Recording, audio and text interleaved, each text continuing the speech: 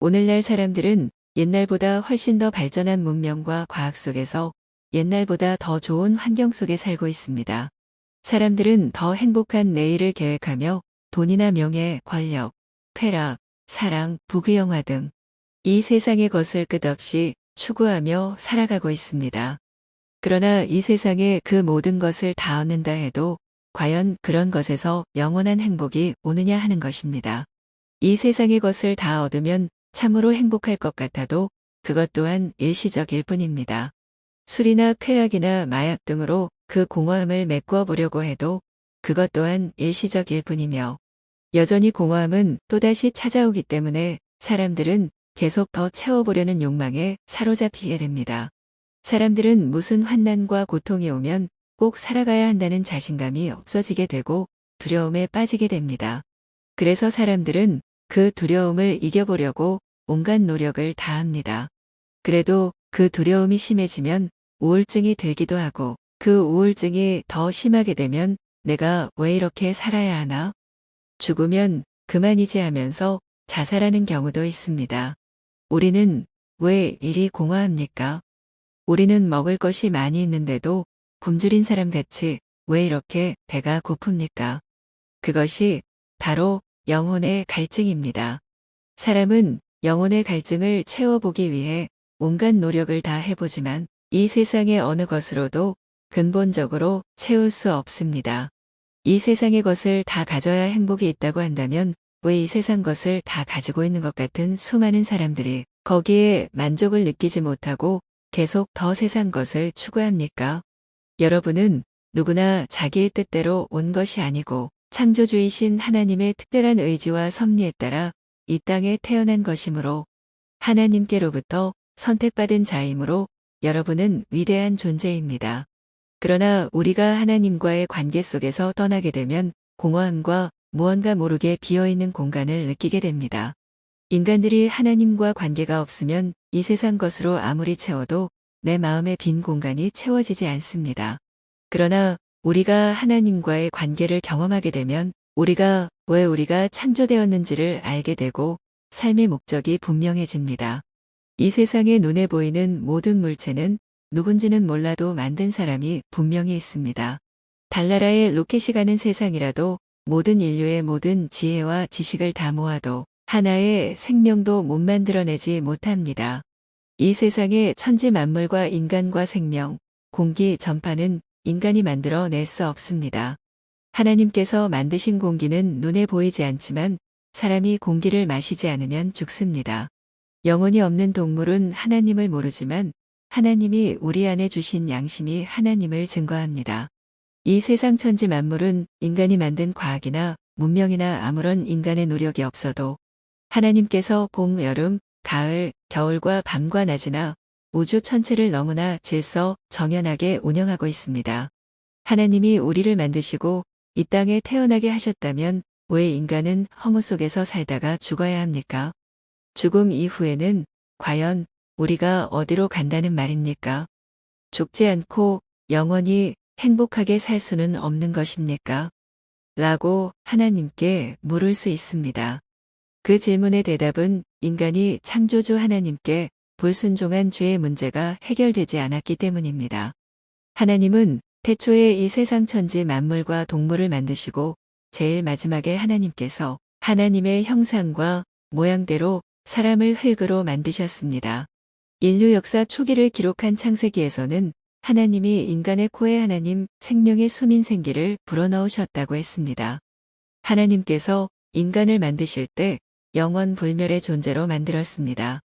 하나님께서는 아담에게 에덴 동산의 모든 나무의 열매는 내 마음대로 먹어도 되지만 선악을 알게 하는 나무의 열매는 먹지 말라. 내가 먹는 날에는 반드시 죽으리라 고 명령하셨습니다. 그 명령은 인간을 억압하기 위해서가 아니고 인간들의 생명을 영원히 보호하기 위해서였습니다. 이 선악과 법은 피조물인 인간이 하나님의 말씀에 순종하면 하나님의 생명을 공급받으며 영원한 행복 속에 살지만 하나님의 명령에 불순종하여 선악과를 따먹으면 반드시 죽음이라는 죄의 형벌을 받는다는 것을 경고한 것입니다. 그러나 인간은 하나님 없이도 인간의 의지로 얼마든지 살 수 있다는 착각에 빠져서 선악과를 먹었습니다. 인간이 창조주 하나님과의 관계를 단절하여 스스로 주인이 되어 살려고 독립을 선언했던 것이 바로 인간의 원죄라는 것입니다. 하나님께서 아담에게 경고하신 말씀대로 아담뿐만 아니라 아담의 원죄를 가지고 태어난 후손은 태어날 때부터 사형 선고를 받고 사형 집행 날짜를 기다리는 사형수와 같이 언제 죽을지 모르는 죽음에 대해 두려워하며 살아가는 존재가 되었습니다. 사형 선고는 사형 판결을 내리는 것이고 사형 집행은 사람을 죽이는 집행을 하는 것입니다. 아담의 원죄를 갖고 태어난 아담의 후손들은 영원히 살 것 같이 계획하지만 언젠가 사형 집행을 받아 목숨이 끊어지는 순간 하나님께서 마귀를 넣기 위해 만든 불구덩이인 지옥의 인간도 함께 들어가는 불행한 운명이 된 것입니다. 결국 아담과 하와는 하나님의 심판을 받고 아름다운 에덴 동산에서 쫓겨나서 살게 됩니다. 하나님같이 되고자 했던 인간은 하나님과 관계가 단절된 죄인이 되었습니다. 그때부터 인간들은 어디에서 와서 무엇 때문에 살며 결국 어디로 가는지 모르고 사는 길 잃어버린 방랑자가 되었습니다. 이 세상의 역사 중에 하나님께서 인간을 하나님의 형상과 모양대로 만드셨다는 것보다 더 신비한 사실은 없습니다. 동물은 육과 혼으로 구성되어 있지만 인간은 혼과 육과 영으로 구성되어 있습니다. 흙으로 만들어진 육체는 물질이므로 감각을 통해 물질적인 세계를 알지만 스스로 생각을 할 수가 없습니다. 혼은 정신이나 마음을 말하며 무엇을 기억하고 느끼고 계획을 합니다. 육과 혼으로만 구성이 되어 있는 동물은 호흡이 끊어지면 그 존재가 없어집니다. 영의 대표적인 작용은 하나님의 뜻을 분별할 수 있는 양심인데 이 양심이 동물에게는 없고 사람에게만 있습니다.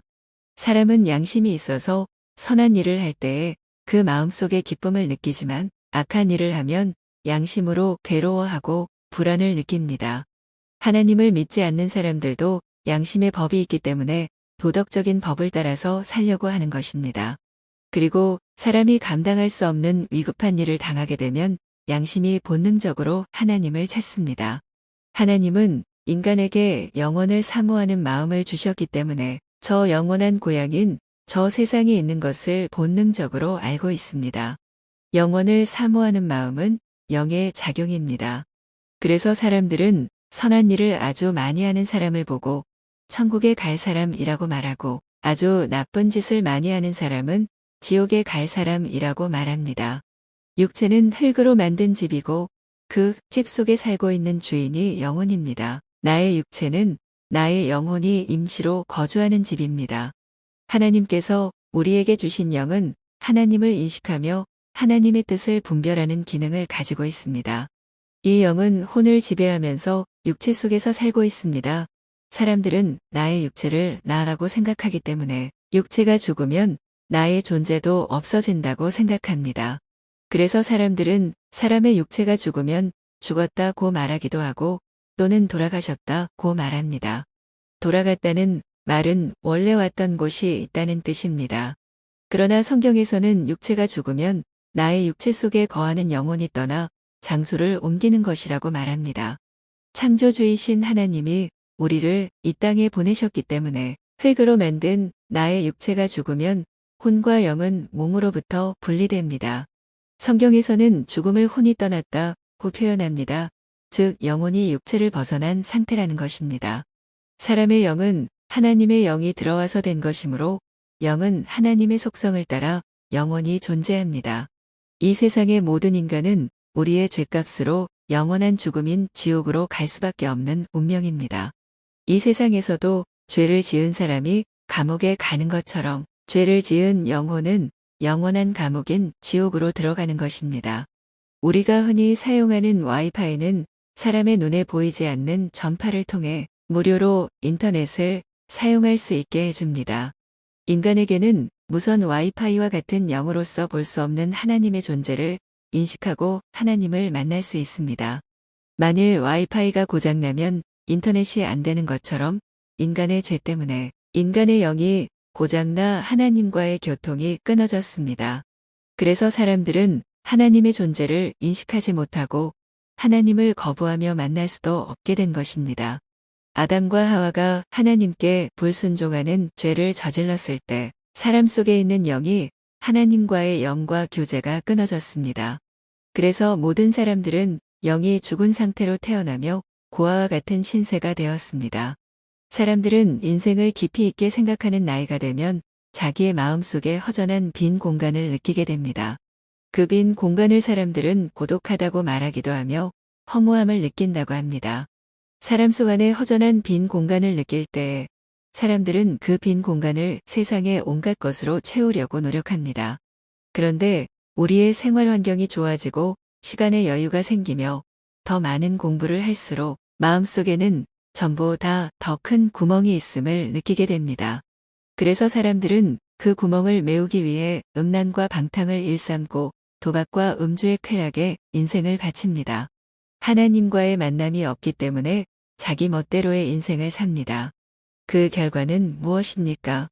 이 세상에 살아가는 사람들의 모든 공포의 근원을 파헤쳐 보면 죄와 죽음의 공포가 숨겨져 있습니다. 많은 사람이 현재 병들지 않았는데 미래에 병들면 어찌하나 하는 불안으로 삽니다. 아직 일어나지도 않았는데 혹시 나는 이렇게 죽지 않겠나? 혹시 나는 저렇게 죽지 않겠나? 하는 불안감이 있습니다. 사실 육신의 병보다 마음의 병이 더 무서운 병입니다. 사람이 태어날 때에는 순서대로 이 세상에 나왔지만 이 세상을 떠날 때에는 순서대로 가지 않습니다. 사람은 누구든지 오랫동안 무사하게 살고 싶지만 죽음은 예고 없이 갑자기 닥쳐옵니다. 성경에는 사람이 한 번 태어나서 죽는 것은 정해진 것이요 죽고 나면 반드시 하나님의 심판이 있다고 기록되어 있습니다. 히브리서 9장 27절입니다. 한 번 죽는 것은 사람에게 정해진 것이요 그 후에는 심판이 있으리니 우리는 내일 무슨 일이 벌어질지 모릅니다. 성경에는 너희가 내일 일을 너희가 알지 못하는도다. 너희 생명이 무엇이냐 너희는 잠깐 보이다가 없어지는 안개니라 고 기록하고 있습니다. 사실 죽음으로 모든 것이 정말로 끝이라면 두려워할 필요가 없습니다. 그러나 인간이 죽는 것을 두려워하는 이유는 죽음 이후에 다가올 세계에 대해 두려움이 있기 때문입니다.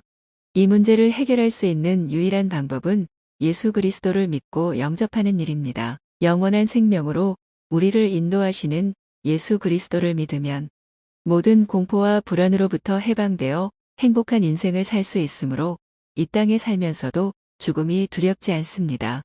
또한 예수 그리스도를 믿으면 최후 심판 날에 예수께서 우리를 변호해 주시기 때문에 우리는 최후 심판의 날에 영원한 지옥불에 떨어지지 않고 영원한 하늘나라로 인도됩니다.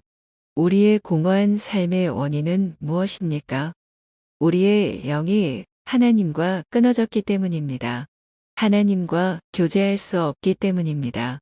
공허한 우리의 마음을 어떻게 채울 수 있습니까? 오로지 하나님으로만 채울 수 있습니다. 하나님의 은혜, 하나님의 사랑, 하나님의 존재로만 우리의 공허한 마음을 채울 수 있습니다. 성도님들, 우리의 마음을, 우리의 영을 하나님으로 가득 채웁시다. 그리고 우리는 죽음의 이유가 첫사람 아담의 범죄 때문이라는 사실을 알게 됐습니다.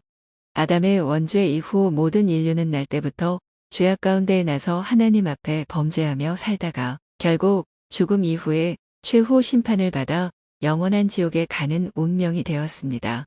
우리는 이 운명을 끊어내야 합니다. 하나님의 심판이 죽음 이후에 있다는 사실을 기억하며 우리는 하나님 앞에서의 삶을 지금 이 땅에서 살아야 합니다. 지금 이 땅에서의 삶은 우리의 영혼을 결정하는 준비 기간입니다. 어떻게 살아야 할까요?